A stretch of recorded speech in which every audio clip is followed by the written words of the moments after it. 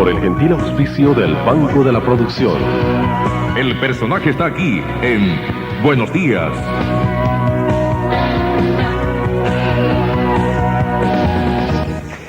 El personaje está aquí y es el señor economista Abelardo Pachano Bertero, ex gerente general del Banco Central del Ecuador, actual gerente general del Banco de la Producción. Señor economista, pues parece que yo ayer he adivinado lo que iba a pasar este día en materia económica y por eso le invitamos con toda la anticipación. Le damos una cordialísima bienvenida.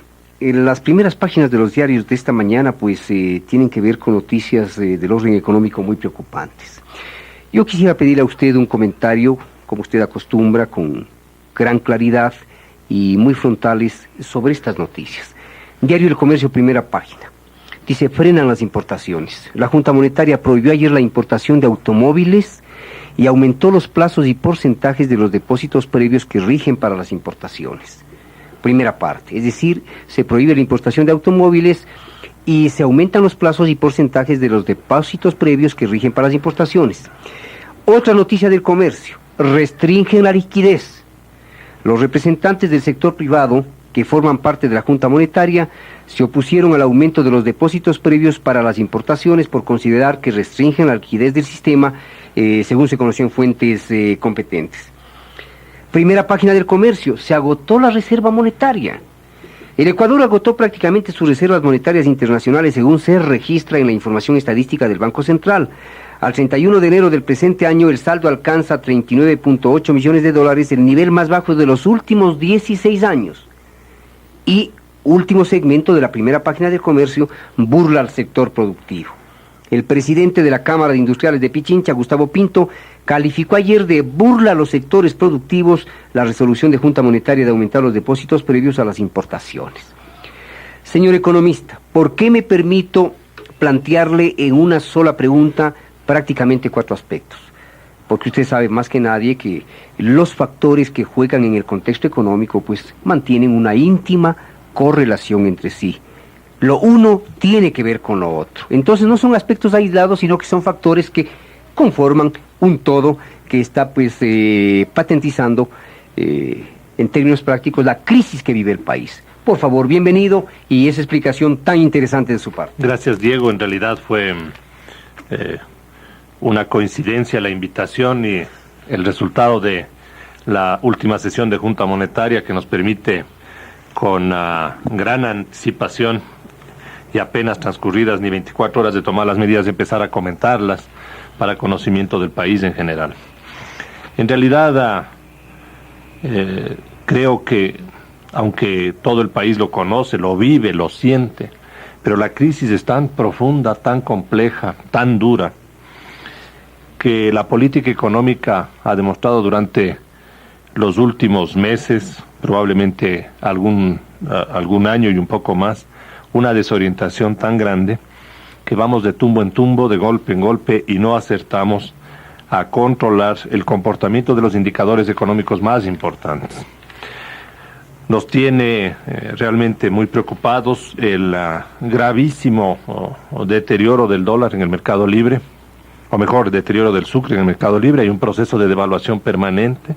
Se hablaba de un 28% solamente durante el mes de febrero. Así es. Un 28% de devaluación. Y si le anualizamos a eso, la cifra es tan alta que inclusive no conviene ni siquiera mencionarla por las consecuencias que puede traer en la psicología de todos nosotros. Resultaría que el sucre prácticamente ya no tiene ningún valor adquisitivo. Así es, la verdad es que día a día todos sentimos en nuestros gastos la forma como la inflación nos azota. Y uno de los elementos fundamentales para ello es la política cambiaria. Una política cambiaria de gran libertad, en este país el único en América Latina y probablemente uno de los pocos en el mundo, en donde se puede comprar todo en el exterior. ¿Qué es lo que desea un ecuatoriano? Si el día de mañana quiere traerse un vehículo Rolls Royce, hasta el día de ayer podía traerse el vehículo Rolls Royce, pagando algún impuesto, pero podía darse ese lujo. O si es que quieren decorar la casa con bienes importados y de lo más sofisticados en el exterior, se lo puede hacer. De tal manera que la política esta de gran libertad cambiaria lo que ha hecho es generar una situación de desperdicio, una situación de mala utilización de las escasas divisas que nosotros recibimos como producto de nuestras exportaciones. Entonces la situación ha llegado a un punto tal que queda resumida en los titulares que acaba de leer Diego del diario El Comercio. No hay reserva monetaria internacional, es decir, el Banco Central está en una situación desesperada, no tiene caja en moneda extranjera, no tiene disponibilidades en dólares como para poder atender sus necesidades. El mercado libre tan inestable y con ese proceso de evaluación demuestra que tampoco hay caja en moneda extranjera en los bancos privados, en las casas de cambio, en las compañías financieras.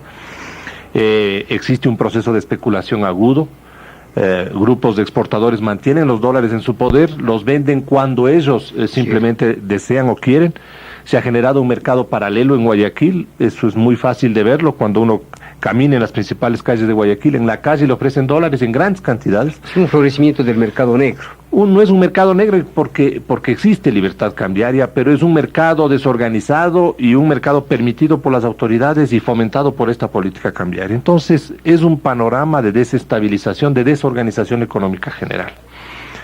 Ante esa situación, el gobierno nacional ha declarado en varias oportunidades, y la semana anterior lo hizo desde el señor presidente de la República, de que lo que tenemos es un panorama de incertidumbre política y de que hay una fuga de capitales fenomenal en el país.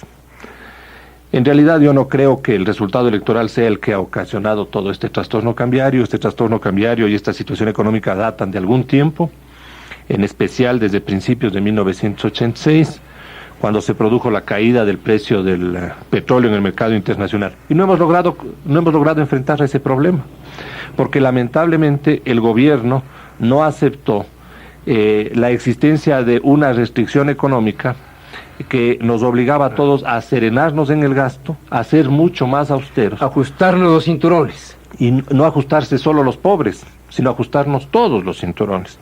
Y en lugar de eso el gobierno siguió gastando. Y para poder seguir gastando nos endeudó. Hoy la deuda externa ecuatoriana, según cifras oficiales, superan los 9.500 millones de dólares. Así es. Estamos bordeando los 10.000 millones, cifra que yo creí que era muy lejana de alcanzarla, pero en apenas 2 años nos hemos endeudado. ¿Para qué? Para gastar en bienes superfluos, en bienes innecesarios, en automóviles de lujo y en todo tipo de bien que en definitiva no nos permite generar producción futura. Entonces, hoy la crisis ha hecho realmente agua, como se dice. Ha tocado fondo. En cierto sentido yo creo que todavía no, porque las medidas son parciales, no creo que con esto vamos a corregir el problema. Yo le mencionaba que las declaraciones oficiales de la semana anterior decían que el problema del mercado libre era un problema de fuga de capitales, eso lo dicen el presidente de la Junta Monetaria, lo dice el señor presidente de la República, lo han dicho algunos de los ministros, y sin embargo las medidas que toman no es contra la fuga de capitales, sino contra las importaciones. Claro.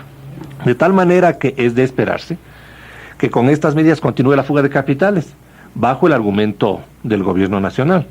De tal forma que nada estamos haciendo para resolver el problema que generan algunos ecuatorianos en criterio del gobierno nacional para sacar los dólares del país. Con esto lo que estamos haciendo es poniendo dificultades a las actividades productivas, porque el haber aumentado los depósitos previos al nivel que lo han hecho, porque han duplicado al 100% de su valor, es decir, si alguien quiere importar $1.000, tiene que congelar en el Banco Central el equivalente a $1.000 adicionales para poder recién realizar la transacción. Y como hay una restricción monetaria asfixiante, la propia prensa trae, me parece que es el diario Hoy, la noticia de que la banca se encuentra desencajada en más de 10.000 millones de sucres. Yo me pregunto, ¿quién va a poder financiar a los importadores, a los industriales, a los pequeños industriales, a los comerciantes, a los agricultores en general? La importación de insumos, de maquinarias, etcétera, en este momento, si es que no hay recursos crediticios, de tal manera que se agudiza la iliquidez, la tasa de interés va a subir, Diego, lamentablemente, más alto de lo que ya está. ¿En qué nivel está en este momento la tasa de interés? Para renovación de créditos, es decir, aquel que ya obtuvo una operación crediticia, está renovando, la tasa está fluctuando entre el 42 y el 45% anual. Sí, más duplica su deuda prácticamente. En 2 años duplicada la deuda. Duplicada la deuda. Pero para quien está buscando recursos frescos, es decir, quiere financiar los depósitos previos, la tasa de interés el día de ayer estaba en el orden del 72 al 76%, porque están cobrando mediante un sistema de descuento anticipado. Aquellas instituciones o personas que tienen recursos y que son excepcionales, porque no son muchas las personas, lo que hacen es poner sus condiciones en este sistema de libertad financiera. De esta manera garantizarse cierta liquidez a futuro. Y además se garantizan una rentabilidad extraordinaria, Claro. porque lo que buscan es hacer una operación crediticia con una garantía bancaria, anticipándose ellos mismos los intereses. Entonces, ¿quién puede pagar 70, 75, 80% de interés? Creo que casi nadie. De tal manera que Nos vamos a la bancarrota total. la medida va a restringir indiscutiblemente las importaciones de una manera indiscriminada. Es una medida terriblemente dura. Economista, usted es muy claro y créame que a Visión y a mí particularmente nos place mucho dialogar con usted. Usted es muy claro, muy sencillito en exposición de estos temas que resultan un poco difíciles para el gran público, ¿no? Hay que tener una cierta especialización. Usted manifiesta en definitiva que las medidas adoptadas el día de ayer por el gobierno, vale decir a través de la Junta Monetaria, pues no dan solución cabal al problema. A su modo de ver, ¿cuáles serían las soluciones para poner coto a esta situación? Por ejemplo, dentro de estas soluciones, ¿cabría una intervención del Estado en el mercado de cambios, del Banco Central, por ejemplo, en el mercado libre de cambios? Bueno, el Banco Central está facultado para hacerlo desde el punto de vista legal y desde el punto de vista técnico. Le conviene al Banco Central en muchas oportunidades intervenir para estabilizar. Es decir, poner las divisas de la Reserva Monetaria a disposición del país a fin de tener una estabilidad cambiaria. Pero yo no creo que desde que se estableció este sistema de libertad, en agosto de 1986, el Banco Central haya debido intervenir, porque las premisas para establecer este sistema cambiario fueron el dejar que el petróleo, con su caída de precio, enfrente a la deuda externa, Exacto. el servicio de la deuda Exacto. externa, y que la actividad privada se autogenere sus propios recursos. Y siempre nos demostró, inclusive un ministro de Industrias, que hoy ya no está en el país, le dijo en varias oportunidades a través de los medios de comunicación de que había un superávit entre exportaciones e importaciones. De tal manera que si antes había un superávit, yo no veo razón para que hoy se haya producido un déficit. ¿Por qué? Porque si bien el café ha caído en las exportaciones, en cambio los camarones han tenido una expansión realmente importante. Hasta virtualmente colocarlos como uno de los principales países exportadores de camarón a nivel mundial. Mundial. De tal manera que no hay un cambio en el panorama de exportaciones. Las importaciones han estado liberadas. Entonces no encuentro yo razón para decir que debe intervenir el Banco Central por motivos de estabilizar un mercado de comercio exterior. Si el Banco Central interviene en el mercado libre es para simplemente financiar salida de capitales. Y la Reserva Monetaria Internacional no debe servir para eso. O no debe servir simplemente para transacciones ilícitas como el contrabando, porque en el mercado libre ahora no se sabe si le demandan es para importar, si le demandan es para sacar los capitales, o si le demandan es para traer operaciones ilícitas como contrabando. Nadie sabe para qué compra un cliente dólares en el mercado libre, porque no están segmentados, no están separados los mercados y las transacciones. Entonces una intervención del Banco Central en estas condiciones es terriblemente onerosa para el país. Las divisas nuestras del petróleo deben ser celosamente cuidadas. Lamentablemente, desde 1986 hasta mediados de 1987, el Banco Central intervino en el mercado libre y eso le costó, según un estudio de la Universidad Católica, más de 500 millones de dólares al Ecuador. ¿Para qué? Me pregunto yo. ¿Qué inversiones nuevas hemos hecho con esos 500 millones de dólares? Nada, simplemente salieron del país. Este es un diálogo personal con el señor economista Abelardo Pachano Bertero, ex gerente general del Banco Central del Ecuador, actual gerente general del Banco de la Producción. Estamos haciendo un análisis de la situación económica del país. Señor economista, insistiendo en la parte, digamos, inicial de la pregunta anterior, a su juicio, ¿cuáles deberían ser las medidas que debería adoptar el gobierno en este momento para paliar la grave crisis? Reafirmándome en este planteamiento, quiero hacerle una pregunta adicional. ¿Cree usted, señor economista, que este gobierno, un poco como que se ha desinteresado en la cuestión económica por consideraciones políticas? Me explico. Los dos finalistas no forman parte, digamos, de las aspiraciones gubernamentales. Usted ve, pues, que como finalista están dos elementos que obviamente no están dentro de la línea, pues, de la gran simpatía del gobierno. ¿Podría ser esto un factor psicológico que esté incidiendo en la sensibilidad del gobierno un poco para desentenderse del asunto? Muy bien, pues, total, ahí tengo dos enemigos como posibles sucesores, que se las arreglen. ¿Podría ser este factor? Bueno, es posible. Mi pregunta es puramente especulativa, pero creo que resulta lógica. Entonces, los dos aspectos de la pregunta. ¿Sí Sí, es posible que el gobierno, luego del resultado electoral, demuestre poco interés en el aspecto económico, o menor interés del que tenía antes. pero yo creo que debe sobreponerse al resultado y seguir asumiendo su papel de gobierno. Ellos y el gobierno tienen la responsabilidad de entregar el 10 de agosto de 1988 un Estado que esté funcionando. Una crisis, por más profunda y difícil que sea, hay que enfrentarla. Si hay costos personales en términos políticos, hay que saberlos aceptar a esos costos y definitivamente tomar las medidas que la prudencia y la lógica o la recomendación que uno pueda recibir la considere la más adecuada. En realidad, las declaraciones últimas del gobierno nos hacen suponer que hay un grado de desinterés y a veces hasta de pesimismo, porque el presidente de la Junta Monetaria decía... De perversidad, diría yo. En algún momento decía... Hay una pequeña perversidad ahí. Decía, el Banco Central no tiene reserva monetaria y ahora ¿qué podemos hacer?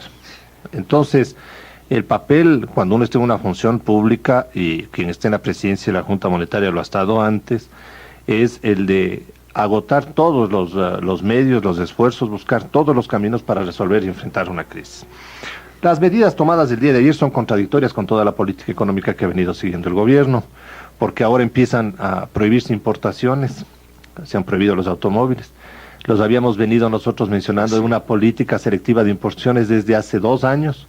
Recién el gobierno empieza a tomar estas medidas, pero eso es incoherente con la libertad cambiaria, porque prohíben automóviles, pero hay una libertad de compra y venta de divisas. En el mercado no se van a restringir las operaciones, y como se han endurado los términos para importar, es posible que quienes ya no puedan realizar transacciones de comercio, o porque los depósitos previos son muy grandes, o porque ya no pueden porque están prohibidas sus transacciones, simplemente compren dólares para asegurarse operaciones y transacciones futuras, de tal manera que la medida no garantiza una estabilidad cambiaria. En los próximos días sí vamos a ver algún grado de tranquilidad cambiaria como resultado psicológico de la medida, pero no nos resuelve el problema, porque nos falta ir más en profundidad. Usted me pregunta qué es lo que se debe hacer. En realidad, mi punto de vista sobre política económica es tan divergente con el gobierno que los cambios que hay que hacer es en el orden financiero, en el orden cambiario, en el orden fiscal, porque poco hemos estado hablando del gasto público en el Ecuador. Pero si uno se mira en las cifras del Banco Central, se encuentra con que desde principios de 1987 a esta fecha, al único sector que el Banco Central le ha dado gran cantidad de recursos al gobierno nacional, y le sigue financiando el déficit, y eso es financiarle con emisión monetaria. Entonces al sector privado le está quitando sucres a través de los depósitos previos, encajes bancarios altos, medidas de cualquier naturaleza que lo que hace es retirar dinero de la circulación, y le está entregando al gobierno para que siga gastando. Entonces tenemos un gasto público desmesurado, que lo que hace es colaborar al desequilibrio del mercado cambiario. Un gobierno gastón, un gobierno que exagera su propensión a realizar cualquier tipo de obra y que pequeña. alimenta la vocación inflacionaria, además. Así es, de tal manera que tenemos un problema fiscal, eso hay que cambiar la conducta. El primero en demostrar austeridad tiene que ser el gobierno, con el ejemplo se gobierna. Si es que nosotros estamos pidiendo al sector privado austeridad, empecemos como gobierno a plantear eso. Eso, sin que esto deje a lo mejor de ser justo, la gente necesita, pero como usted dice, economista, el gobierno tiene que comenzar por dar ejemplo. claro. Pues. Bueno, ahí, por ejemplo, en cuestión salarial hay desorden también. Yo creo que el país tiene que hacer una reflexión sobre su política salarial. Debemos pagar mejor a los trabajadores, a todos los trabajadores. Debemos dar los ajustes salariales a tiempo. No se puede pensar en una economía que tiene 35% o 40% de inflación, hacer ajustes cada año. Eso es malo para la persona, y eso es lo más importante porque una economía está al servicio de la persona. Es malo para las empresas porque sus presupuestos se vuelven inflexibles y duros. Cada vez en el año hay que hacer un gran aumento. Entonces los gerentes, y en este caso me imagino aquí en la radio, tendrán que estar haciendo una planeación especial en el mes de enero. Así es. En cambio, cada 6 meses uno puede manejar la caja mejor, las personas están en una situación social mejor, todos estamos menos tensos, socialmente más equilibrados. Pero no se puede decir 3 bonificaciones por aquí, 2 bonificaciones por acá. Unifiquemos la política salarial, demos salarios mucho más altos, pero evitemos esta proliferación de bonificaciones, de beneficios, etcétera, porque podemos llegar al caso de un país amigo de América Latina, en donde no sabían ya cómo manejar la política salarial, y llegaron a tener 120 bonificaciones diferentes. Un verdadero caos. Es una desarticulación total. Al trabajador hay que pagar y pagarle bien y a tiempo, pero bajo una organicidad completa. Lo que acaba de hacer este rato el gobierno se va a extender a la corta o a la larga al sector privado. Tiene que extenderse. Eso es por naturaleza. Inclusive para establecer un cierto principio de justicia social, ¿no? Así es, así es. Entonces, en una situación de crisis como la que vive, si el gobierno quiere mejorar como debe ser el aspecto social de la población, hagámoslo orgánicamente. 3 bonificaciones, sí señor, pero a todos los ecuatorianos de esta manera aumentando los salarios. Y aumentemos oportunamente los salarios. Pero no empecemos por un lado y luego a ver cómo le remendamos la situación por otro lado o de manera imprevista. La programación económica hoy es el instrumento insustituible para poder llevar adelante una economía, y peor una economía en crisis. Bien, eso en el aspecto fiscal. Y los otros 2 aspectos que usted mencionó. En el aspecto cambiario. Yo creo que todo este sistema de flotación, todo este sistema de gran libertad cambiaria, sin restricciones a las importaciones, ha fracasado rotundamente en el país. Los hechos lo demuestran y tenemos que revisar nuevamente esa política. No se puede dejar abierta esta balanza de capitales del Ecuador. Con eso lo que estoy queriendo decir es, no se puede permitir que cualquier ecuatoriano o cualquier residente en el Ecuador tenga un medio libre, legal, accesible todos los días, como es el mercado libre, para sacar capitales. Claro. Tiene que haber algún grado de restricción. No hay en América Latina, Diego. En América Latina no hay un país que le permita hacer esto. En Europa no hay cómo hacerlo. Cuando uno se va a España, o cuando uno se va a Francia, cuando uno está en Alemania, y no está de turista, sino cuando uno es un residente ahí, cuando uno vive ahí, uno no puede sacar $1, uno no puede sacar una libra esterlina, uno no puede sacar un yen, si no está autorizado por el gobierno y por el Banco Central de cada país. Y con una justificación legal, obviamente. Por supuesto. Uno puede sacar de Alemania los marcos, claro que puede sacar marcos, pero los marcos es como que nosotros podríamos sacar sucres aquí, con la diferencia, por supuesto, en cuanto a la dureza de la moneda. A la calidad de las monedas. Pero uno de Alemania no puede sacar ni francos franceses, no puede sacar pesetas o liras italianas. Hay un gran control del manejo de los capitales. ¿Por qué? Porque esa es nuestra riqueza. Esa es nuestra riqueza. Nuestra reserva, en definitiva. Y antes lo controlábamos. Hoy ya no lo controlamos, está absolutamente abierto. Entonces tenemos que empezar por reflexionar ahí. Los ecuatorianos que tienen recursos, creo que deben confiar en el país, tienen esa responsabilidad y poner los recursos aquí a trabajarlos. Perfecto. Todos estamos aquí, nosotros hacemos país, nadie más nos va a dar haciendo el país. Entonces la política cambiaria tiene que ayudar en ese sentido. En segundo lugar, nosotros no tenemos este rato resuelto el problema de la deuda externa. Esto ya iba a tocar, sí. Por lejos. Sí, esto ya iba a tocar con usted. Entonces, este es un tema absolutamente abierto. Eso tiene que replantearse integralmente. ¿Alguna acotación adicional suyo al aspecto monetario? Sí, en cuanto al aspecto monetario, el sistema de flotación de tasas de interés, el sistema de captación, el sistema de préstamos, las grandes facilidades que se han dado y libertades que se han dado a los intermediarios financieros tienen que revisarse necesariamente. Hoy no hay crédito de desarrollo. Yo pregunto, qué banco, qué institución financiera le financia a través de algún mecanismo de desarrollo a un pequeño industrial, a un artesano, a un agricultor? Prácticamente están agotados esas líneas, no hay recursos. Todos los créditos son caros y en función de eso lo que estamos es incentivando la inflación. Estamos incentivando la inflación. Hemos perdido la característica cualitativa del crédito. Hoy ya no calificamos al crédito, sino simplemente cuánto quiere y no nos importa para qué. Antes se preguntaba, ¿para qué desea, señor? Para invertir en esto, para invertir en esto. Para canalizar la inversión, ¿no? Para canalizar la inversión. Entonces la política monetaria tiene que cambiar. Pero para cambiar la política monetaria, es requisito sine qua non y previo que se modifique la política cambiaria. Porque esta libertad del mercado libre de compra y venta de divisas absoluta que hay, requiere para que pueda funcionar una rigurosidad monetaria tan grande como la que estamos viviendo hoy. De tal manera que para poder liberar al sistema monetario hay que modificar el sistema cambiario. Evidentemente. Es un sistema de vasos comunicantes. El sucre y el dólar son como las dos contratapas de una misma cosa. Porque uno puede estar teniendo sucres hoy y por necesidades operativas o simplemente especulativas o algo, mañana lo tiene dólares. Pero si yo tengo dólares, alguien recibió mis sucres. De tal manera que hay un juego dentro de la economía. Hay una interdependencia, una intercomunicación, ¿no? Por supuesto. Bien, Realmente formidable su explicación, tan clarita, tan sencilla, que hasta yo entiendo. Bien, quiero tocar este asunto de la deuda externa. Y en esto yo quiero comenzar por hacer un reconocimiento público de una gran primicia que nos proporcionó nuestro comentarista Marcelo Dotti. Porque hay que reconocer, en este país no se dan créditos, señor economista.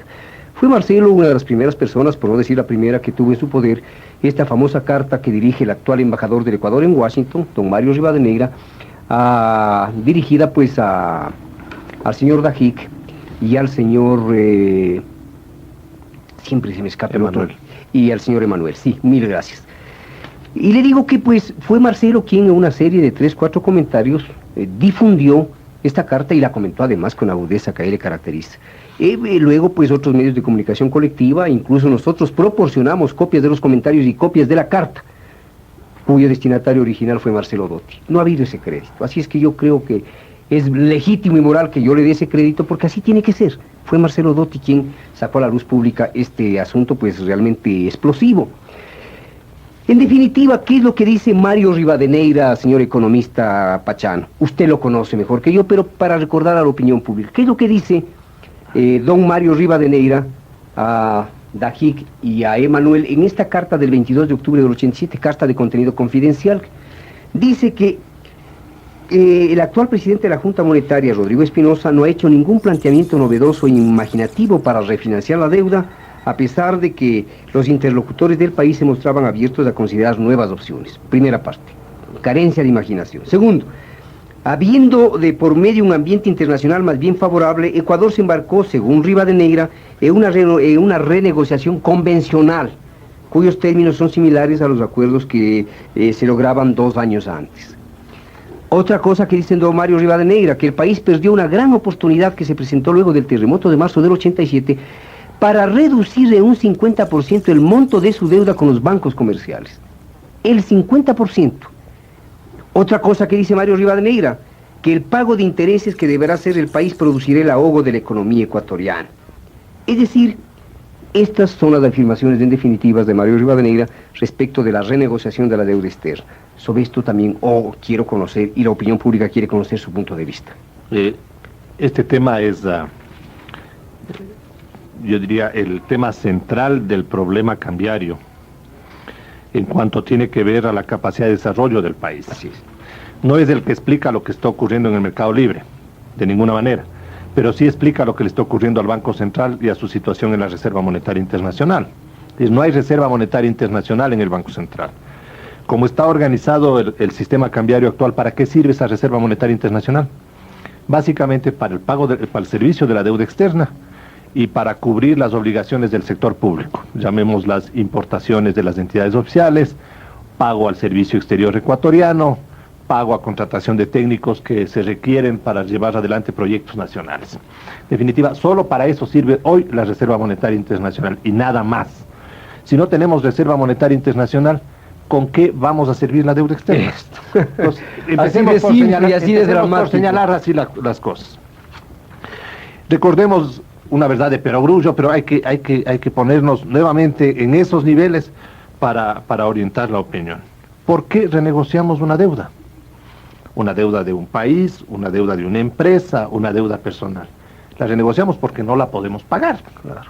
Si yo no voy a entrar a renegociar una deuda si la puedo pagar. Y uno no quiere quedar de moroso y entonces hay que buscar una fórmula. Entonces, cuando una circunstancia le lleva a un país a renegociar la deuda es porque no la puede pagar. Ahora, el momento en que se plantea o se está en una situación de esa naturaleza, el análisis le lleva a pensar, ¿qué es lo que no puedo pagar? No puedo pagar el capital, pero puedo pagarle los intereses a mi acreedor. ¿O acaso no le puedo pagar el capital ni los intereses? ¿Cuál es mi grado de crisis? Para hacer un planteamiento en la renegociación. En el año 1982, cuando hicimos como país la primera renegociación, el planteamiento era muy sencillo. No podemos pagarles el capital, les vamos a pagar los intereses. De tal manera que dennos plazo para pagar el capital. ¿Cuántos años? En esa época se discutía 6 años, 7 años, 8 años, 9 años. Llegamos en la primera renegociación a 7, en la segunda a 9 años. ¿Pero para pagar qué? El capital, que no lo podíamos hacer.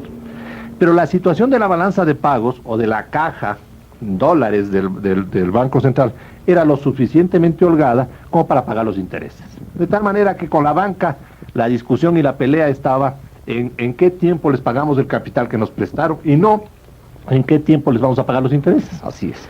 Transcurrido el tiempo, nos encontramos con que la crisis se ha vuelto más compleja y la balanza de pagos, o sea, la caja del país en moneda extranjera, ahora ya no puede pagar ni los intereses de la deuda externa. Entonces, cuando uno va ante la banca internacional, ¿qué planteamiento le tiene que llevar? Señor, yo no le puedo pagar el capital, pero me ha ido tan mal, por todas las razones internacionales que conocemos. Cayó el precio del petróleo, hemos tenido problemas con el terremoto, se ha paralizado la producción, bueno, y 100.000 cosas adicionales. Por todas Incluso estas las razones. condiciones internacionales. Correcto. Por todas estas razones, señores, no es que no le puedo pagar el capital, sino que ahora no le podemos pagar los intereses. Entonces el problema es mucho más grave. Y no es el caso solo del Ecuador, es el caso de México, es el caso de Brasil, es el caso de Argentina, que son los 3 casos más agudos y graves de volumen. Dado el volumen de su deuda, ¿no? Entonces, el caso de Bolivia, ¿no? En otros tiempos el caso de Bolivia. Bueno, Bolivia desde el año 81 les dijo no puedo pagar los intereses. El caso del Perú. Bueno, el caso del Perú, claro, es una posición diferente. Sí. Yo no les pago más de tanto. Es decir, entró ya con una postura política previa a negociar con la banca. No pago más la del 10% de las exportaciones, aunque dicen que en la práctica se está pagando más, me dicen. Así es, Bueno, así es. Adelante, economista. Pero bien, entonces, en esta situación, cuando cayó el precio del petróleo a principios de 1986, ya habíamos renegociado la deuda, la famosa renegociación multianual de principios de 1985. En 1986, con el precio del petróleo cayéndose, el gobierno y el país no hizo nada por renegociar la deuda, nada. En 1987, hasta principios en el mes de enero, suspendió el pago de intereses. Dijo, señores, le dijo a la banca, no tengo para pagar los intereses. Lamentablemente no les voy a poder pagar antes del terremoto. De tal manera que no pudimos cumplir lo que la política económica fue diseñada en agosto del 86 y en enero del 87. Hay varias hipótesis para desarrollar, pero no es el tema de esta conversación. Bien, en enero ya no pagamos los intereses, en enero del 87. En marzo se produce el terremoto y el Ecuador sigue sin decirle nada a la banca en renegociación. Más bien cierra las puertas de comunicación con la banca y dice, mientras no sepamos exactamente cuándo vamos a instalar todo el sistema productivo petrolero, mientras no ocurra eso, no vamos a hablar con la banca. Y una postura equivocada, ¿verdad? Yo sí creo. Una postura equivocada. Entonces yo sí creo que ha habido una falta de oportunidad, creo que es el primer elemento, en iniciar la renegociación de la deuda. Y ahí hay un problema, no con el actual equipo económico, porque ellos no fueron los responsables del manejo de la economía en los tiempos que nos estamos mencionando, sino del anterior equipo económico. Aquí una pequeñísima acotación. De paso, ha habido algunas llamadas telefónicas para felicitarle por la exposición. Muchas Dicen gracias. que es de una claridad increíble y que además recomiendan que usted se presente aquí periódicamente para que un poco nos vaya orientando a los ecuatorianos. Así que cumplo con felicitarle. Le agradezco, a usted, ¿no? Diego, y le Con agradezco a la felicitarle persona usted. que hace el comentario. A propósito del equipo económico, ¿usted se ha dado cuenta que quizás por coincidencia el actual equipo económico del gobierno es puramente serrano? Así es, así es. Otra así es. coincidencia fatal. Así es, pero yo creo que tenemos que desterrar también el criterio de que un equipo económico tiene que estar mezclado en regiones. A la final es un solo país y debemos aceptar que mirando la economía desde Quito, mirando desde Guayaquil, los resultados deberían ser más o menos los mismos. No debemos pensar en que hay una distinta orientación de política económica. Pero la verdad es que la oportunidad la perdimos ya. Y eso es un hecho incuestionable. En ese sentido, el comentario del embajador del Ecuador en los Estados Unidos es absolutamente claro y yo coincido con él. El Ecuador debía haber renegociado su deuda ni siquiera en marzo del 87, mucho antes, porque en enero del 87 ya no pudo pagar los intereses. Antes del terremoto, Antes del terremoto, ya con la caída del precio del petróleo debía empezar a condicionarle a la banca el pago de los intereses. No lo hizo.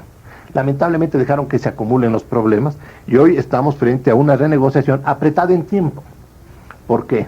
Apretada en tiempo porque como perdieron más o menos 18 meses, simplemente dilatando el tema, hoy que están en vísperas de concluir el mandato, quieren entregar una deuda externa por lo menos ordenada.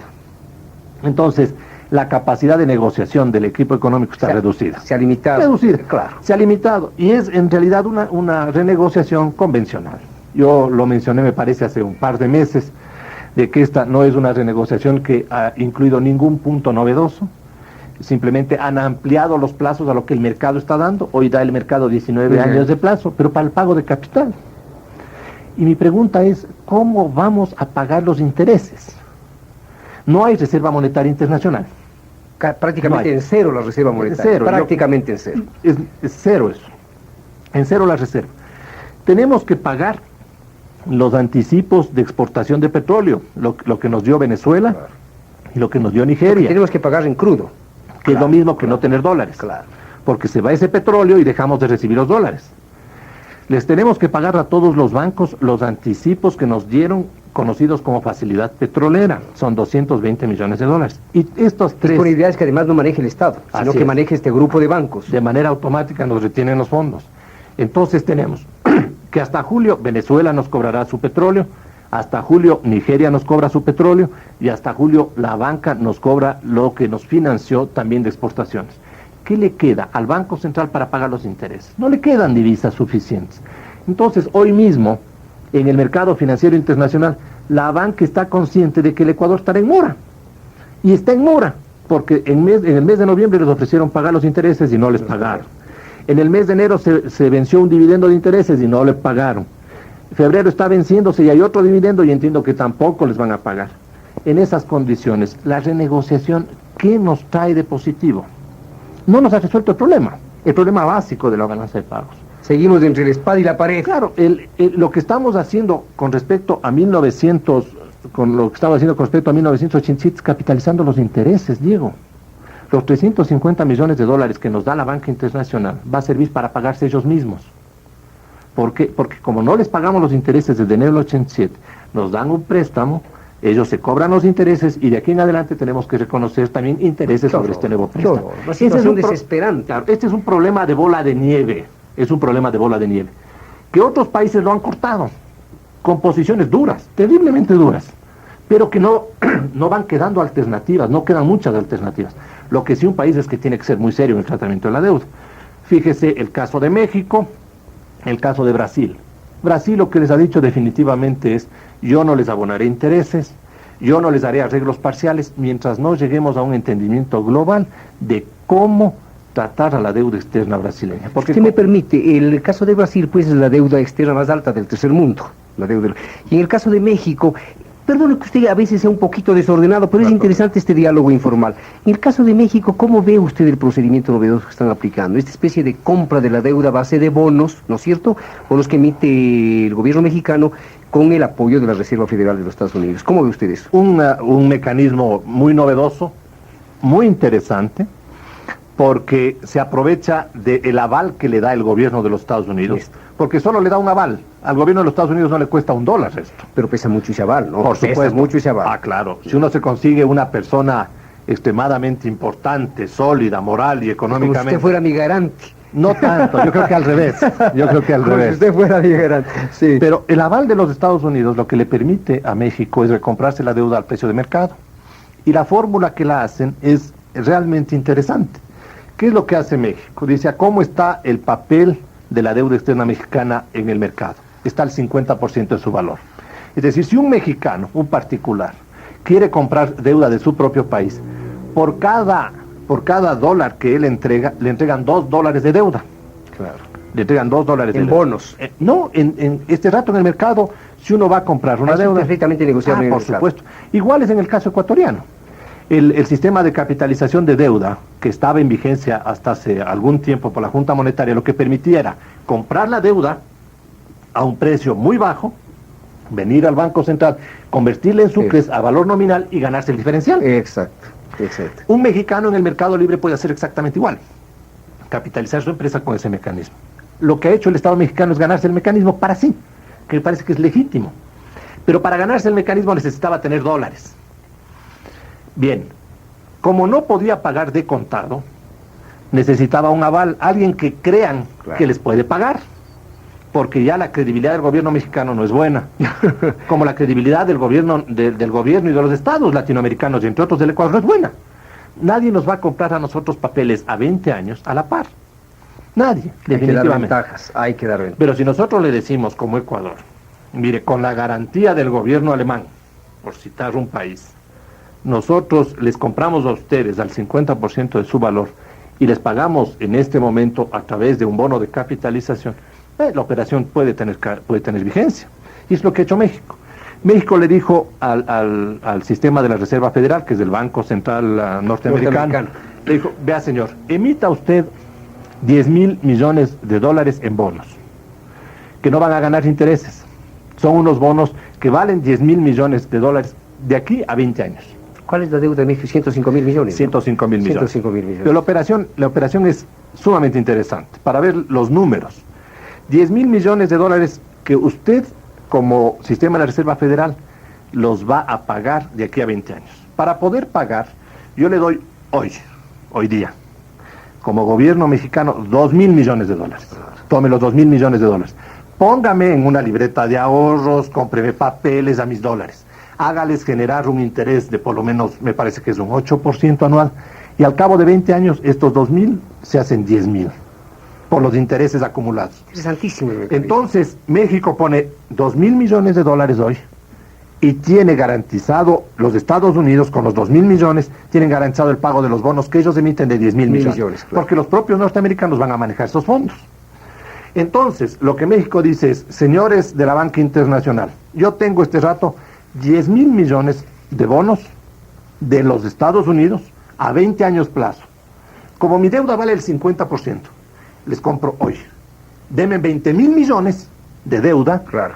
y les doy 10.000 millones garantizada por el Tesoro de los Estados Unidos. Por el Tesoro.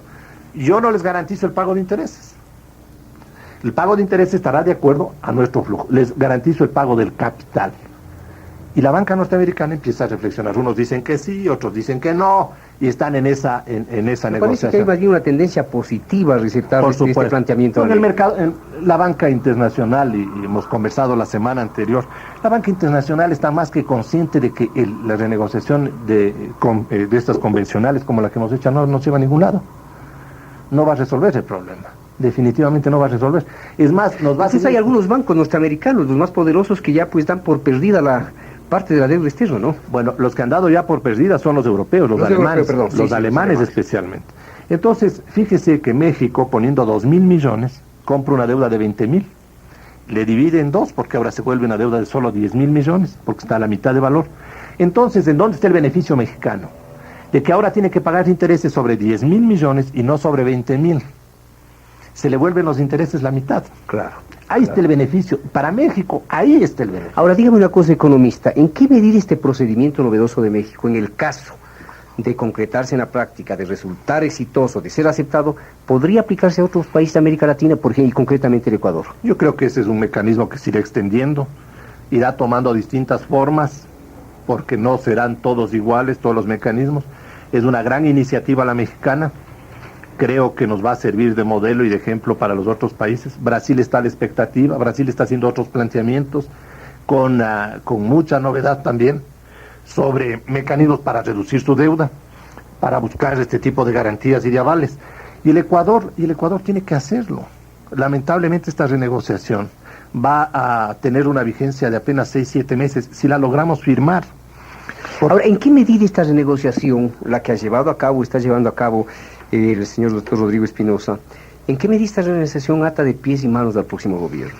Yo no creo que eso condicione la política económica del próximo gobierno. Yo creo que el próximo gobierno estará en absoluta libertad para replantear todo.